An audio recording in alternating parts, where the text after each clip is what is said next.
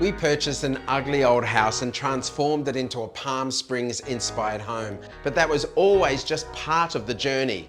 Adding a granny flat was always on the cards, a place for our guests to come and stay, maybe a source of additional income. My name is James Treble, an interior designer with over 30 years experience within the build and design industry. I have worked with literally thousands of clients on their own homes, mostly large homes, some of them extra large homes. But the challenge on this project is to use all of that knowledge in a small format, working on a granny flat, creating a space that is beautiful and practical, and making it feel like people want to come and stay time and time again.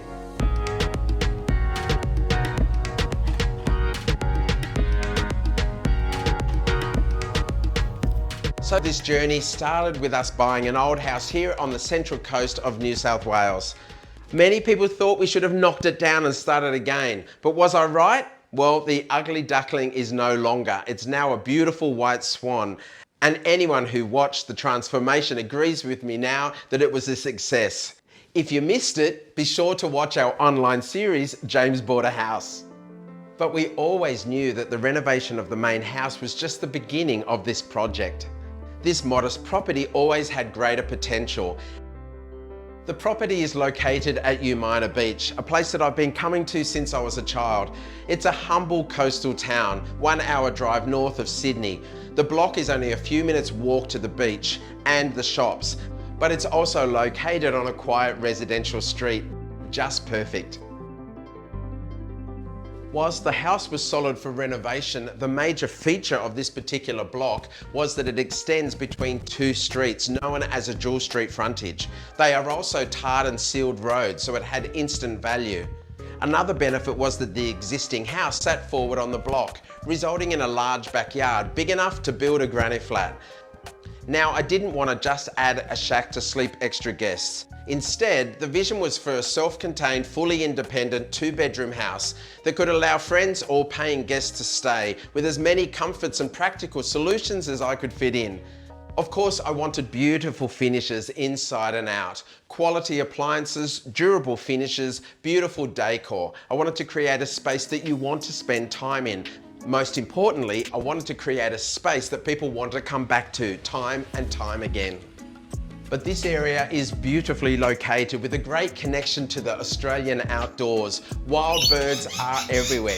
I wanted an entertaining deck with a roof and also a bit of a backyard space for the kids to enjoy and for the whole family to actually get outside. Sounds like a big task, doesn't it? Well, do you want to see what we ended up doing? Granny Flat Solutions have been in the building business for over 40 years and have a great reputation for building quality homes at affordable prices. They're also an Australian family-owned business. Now, a granny flat can actually have 1, 2, 3, even 4 bedrooms, and they can vary in size. But we decided from the very beginning to limit our project to a 2-bedroom smaller home because of the size of the block. We didn't want to sacrifice all of the yard space, and it seemed to be a perfect fit to reach the demand of the area. We also wanted the build to be quite quick and start as soon as possible. Now, if we went through council, it's going to add a lot of time through the council process. Fortunately, there is a solution. It's far quicker to work with a certifier, somebody who works externally but ticks all of the boxes for the council's requirements. The only restriction is that it can only be 60 square metres maximum. You can have as many bedrooms as you like and the layout. Of course, you have to meet requirements as far as setbacks and shadowing on the blocks around you, but it can only be a maximum of 60 square metres. 60 square metres doesn't sound that big, does it? It's definitely not the size of all of the normal homes that I work with, but sometimes size doesn't matter. So I've looked through the Granny Flat website and there's quite a few options that I can work with. I think it's clever to work with one of their existing designs and modify it. I've settled on their design, the Iris. It sits at about 10 metres wide. That'll give us access down one side, about 900 off the side fence, and space for an alfresco. This granny flat is actually going to face south, so the sun rises in the east, then the north, and then into the west. So I'm placing the bedrooms on the east side so that they'll get the morning sun at least through one window. I'm putting the bathroom at the back of the house because I want to have living areas to the front facade of the house, which is actually south, but I want the living area window to look onto the front yard. And then the kitchen dining here, even though that's west, we know we're going to have the alfresco here. So this floor plan works the best, but I do need to make a few little changes to make it perfect for us. Part of the process that I go through, and I pass this advice on to my clients, it works really well as well with renovation, is to actually remove the names of the rooms, any of the furniture that's put there, as well as any joinery, and that allows you to reimagine the floor plan. And now I've got the clean print and I can start to work out where I want to place each item for us.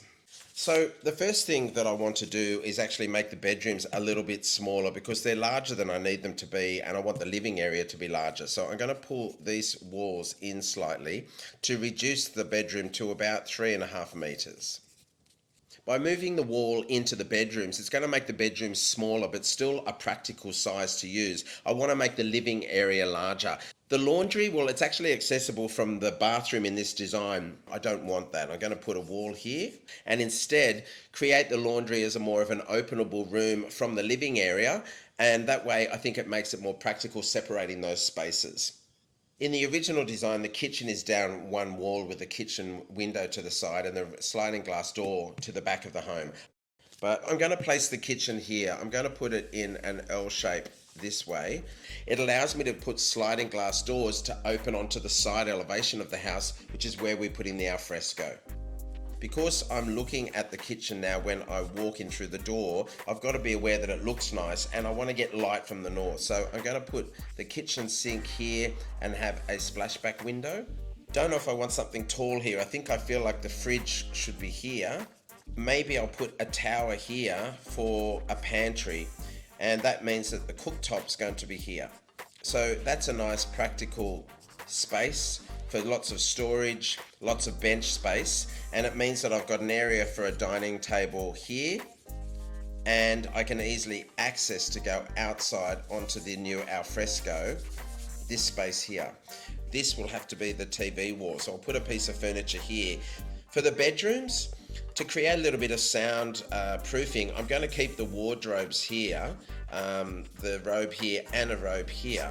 In this particular room, I'm going to make this window smaller and in the center. That way I can put 2 single beds here.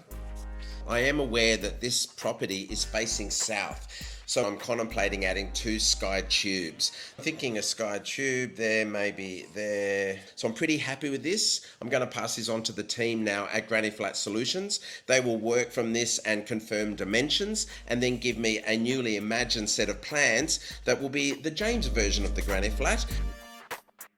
But now I'd like to have a little bit of a think about the actual facade of the house, how it's going to look from the street. I've got this concept for a really elongated facade. I've got nice wide plan, but I want to add a little decorative timber exposed rafters coming through. So I know that I need some stairs. I know that I want to have a pergola here, but I also want to give some privacy. So I've got the concept of building a screen wall here. I think that I'm going to put a garden bed in the front to give me a nice streetscape. And I'd like to do some cladding on their house. I've got an idea of a concept I'd like. It's called batten and board. I'm pretty happy with the floor plan. I think that the front elevation in particular, the facade looks really strong. I love the connection to the alfresco, and I've got lots of texture. I think it's going to be quite visually interesting, but I want to ramp up the visual interest a little bit more by adding some contrast, and I'll be doing that with color. So the next step is to confirm the outside finishes. Finally, it's street appeal. And street appeal is actually one of the most important things when it comes to any home. Very often when we think of a granny flat, we might think of a small building stuck on at the back, not a particularly attractive one, quite bland and really basic. But I don't think it has to be like that. I think it's a missed opportunity. It's a bit of a rainy day, but it's perfect up here on the Central Coast to get all of the finishes out that I've been working on to create the external colour palette for our brand new guest house. Now, I've received the plans, my drawings outside of how I want the house to look. I've actually drawn in my screen wall. This is important because this is elongating our facade, and behind there is the alfresco. And then I did a quick little sketch just to show the landscapers how I imagine the house looking. As far as the colour palette now, if I look back at the actual dwelling, from the roof down, I've gone with southerly. It's a nice soft grey white for the roof. It's going to reflect all of the heat, and that's going to look really great against my white trim. So I'm using Dover white for the gutter and the trims, and I'm painting the barge boards, which I've used in timber, in a clean white that's called Akimbo. It's going to look great against my beautiful cladding on the outside. For that cladding, well, I've got a batten and board profile. It's in metal, so I've used the colour Deep Ocean. It's a beautiful, rich indigo. It just screams coastal and nautical, but it blends so well with greenery, and I just love this colour palette. I do have that screening wall that goes to the side. It's in a new product from WeatherTex that has an offset, almost syncopated groove. It's called Fusion, and that's going to be to the side of the house, and I'm also painting that in the same white. So all of the white trim, including the pergola, will tie the look together. I do want a punch of colour though, so I'm going with a coral colour for the front door, just to really add some complementary pizzazz to the street, and no one will miss where the front door is. I think it's coming together really well. When you walk outside, that is the alfresco, and the flooring for that is wrapping around to our front door. This is modwood composite material, which is made from wood pulp and recycled milk bottles. This is actually a brand new colour called Sandy Bay. It's a blonde undertone, but it's got a slight little bit of a pinkish tinge. Again, that works really well with my blue and white colour palette, but works especially well with the front door. Overall, I think it's really successful, and I think it's going to make the granny flat, the guest house, have great street appeal. So stick around, because I'm going to show you how the right selections and decisions along the way can make sure that any granny flat can look truly appealing, a place that you actually want to spend time in and maybe live in full time.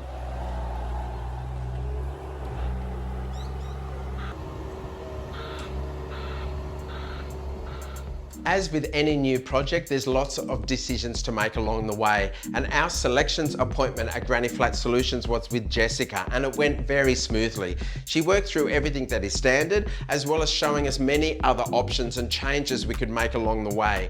But I'm an interior designer, I also do this every day, so of course I went in there with an idea of what I wanted. An important thing to do though is to always be open-minded. I think it's very important for me to listen to trades and to other designer experts that I work with, because they give me their input and different point of view, and maybe it might make me reflect on my own decisions and change them for the better.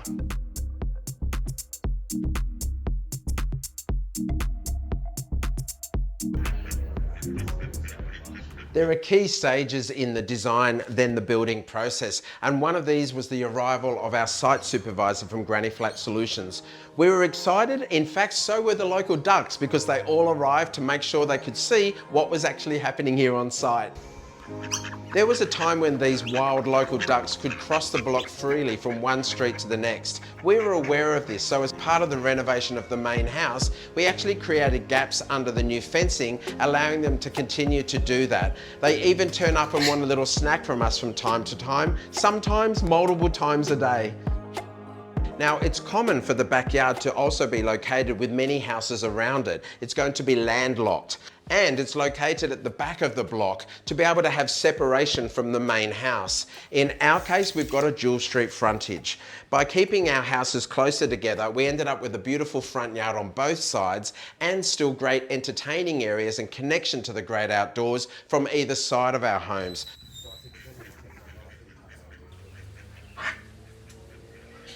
The time has finally come to start construction on site. We had the call now that the boys are ready to come and finally level out the site and set up the frame to pour the slab.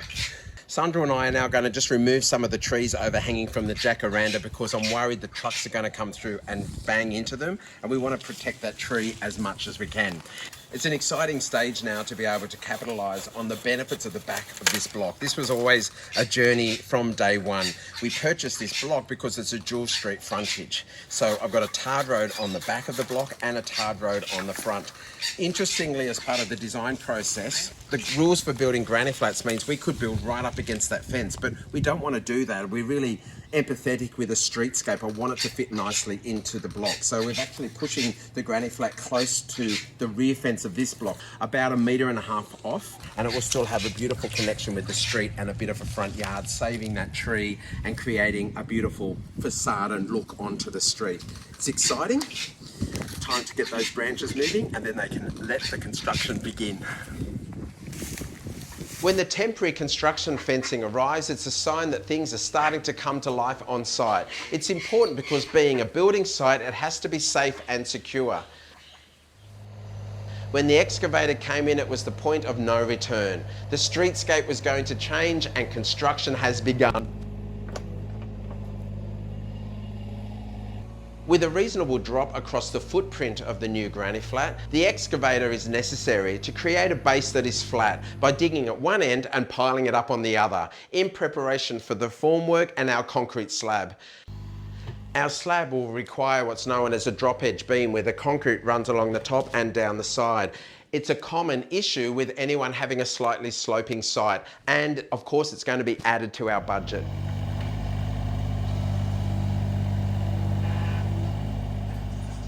It's common when you see a concrete slab before a building is built on top of it that there's little step downs, and that's usually where the wet areas are. That's because they have to allow for falls to the plumbing, to the wastes, so that any water, particularly in showers, leave the floor and go down into those wastes. The height of any flooring that you put on top of these slabs is very important. So it's time to start thinking about our flooring, starting with tiles. I went back to Tile and Stone Warehouse where Jess helped me go through the many possibilities available, as well as providing her valuable suggestions on products that best suited our project. My brief for the bathroom tiles? Well, quality product always, and durable, easy to clean, and of course beautiful. For the main floors of the granny flat, including the bedrooms, I knew I wanted a timber look product. I think it's just nice and it feels comfortable and definitely style appropriate. So I decided to go with a hybrid floor. I think it's harder wearing. Whilst I include carpet in many projects and I actually like it in bedrooms, it's a beautiful, soft and welcoming finish. Having one flooring finish throughout that's easy to clean and sweep and mop is far more practical for our coastal location. And because it's a small footprint, it's only 60 square meters, having one flooring running throughout the whole floor space makes it actually feel larger. Now, as part of the construction of our slab, it has to be strong and secure on the ground, but we're on sand, so they are including screw piers. These are actually piers that are screwed down into the ground for the slab to be attached on site. So the construction begins. The boys are actually drilling in through the sand with these screw piers. So they go through the sand and they're trying to ideally hit something solid underneath. He's got a little gauge that's actually going to tell the KPI, the pressure. So once he goes deep enough, it might not hit something solid, but the ground is dense enough that it registers as being a solid fitting. So it's about 4 meters, these screw piers.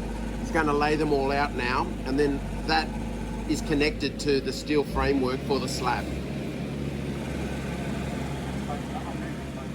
The next step is plumbing, and it's common for many of my builders to ask me to select with my clients the toilet and confirm the location of any water points well before we even look at the finishes or the facade.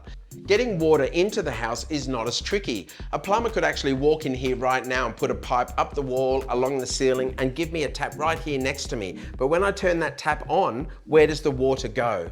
The placement of the waste is really important. Sometimes on the slab it's in the middle of the room, sometimes it's in a wall for a floating vanity where you don't want to see anything underneath it. So the placement of this has to be marked on plans, and then the design of that has to be confirmed with the engineer and included as part of the slab design. By this stage, the floor plans have of course been finalised according to my design decisions, and the team of plumbers are following the confirmed Granny Flat Solutions plans. They begin laying the pipes that will connect the house to the externally located main water and sewage system. Only when this is complete can the concrete be poured. The next step is a thick sheet of plastic that's laid out on the ground. This does two things. It contains the concrete in its liquid form, stopping it from flowing out all over the place, but it also prevents it from losing too much water and drying out too fast. That could result in the concrete cracking. A timber frame is built around the perimeter of the floor plan. This contains the concrete when it's poured. We can see the footprint coming to life. It's quite exciting. Next up is the waffles, these large sheets of polystyrene. Now this is actually an Australian invention, it's very clever. They're installed into the slab and they help reduce the amount of concrete that's needed to create the slab without compromising its strength. Then it's time to lay the steel grids that will reinforce the concrete once set, preventing any future cracking. These guys are experts and lots of care goes into this process to guarantee a solid and durable concrete slab. It actually took a team of 8 guys to do this and one whole day. It was a big job. We've had a little bit of rain overnight, but it's great to be here on site just to see the work that they're putting together. The framework is now in place, so there's a timber frame all the way around. The steel work is in place, and you can see all those big pieces of polystyrene. So this is a waffle pod system. Essentially, all of the concrete will be poured in between all of those slabs. It's actually more cost effective. And now the whole frame is essentially a big raft and it's engaged with those steel piers that sit underneath. So if you think of a big slab of concrete with legs that sit into the sand, that's what we've got here now. And you can see all the pipes sticking up, which is the wet areas, the waste and the water points. The sun's coming up, so hopefully we get some good weather to crack on with the construction. Finally, the day has arrived. It's time to pour the concrete slab. Watching concrete being poured always excites me. It's like a childlike game where empty forms are quickly filled to build shapes and volumes that weren't there before. It's like when we used to play with mud or wet sand along the beach. The pad's going down. It's another step forward towards our brand new granny flat. I watch the boys walking in the squishy concrete, pushing it into every corner until the shape of the floor slab appears. The process is quite fast and requires expert eyes to not only fill every nook, but to guarantee that the floor is not only flat, but also level.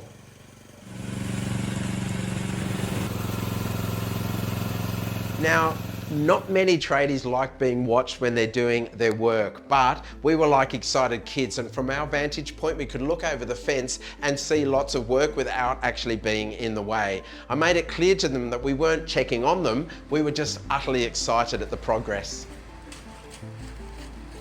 Living right next door, we can honestly say that we are loving watching this come together day by day, and when it's finished, we will know this project inside and out. How good's it look? They've done an awesome job. It's a beautiful finish. You can see the step down for the wet area, and these pads at the back are for the air conditioning, the hot water system, and he's just cleaning up the one now for the water tank. You can fully visualize now the location of the granny flat. It doesn't sit too high on this side, but it's about 700 off the ground on that side. But it sits really nicely in the block, and it's going to sit really well in scale with the houses on either side, plus the beautiful jacaranda tree at the front. I'm loving it.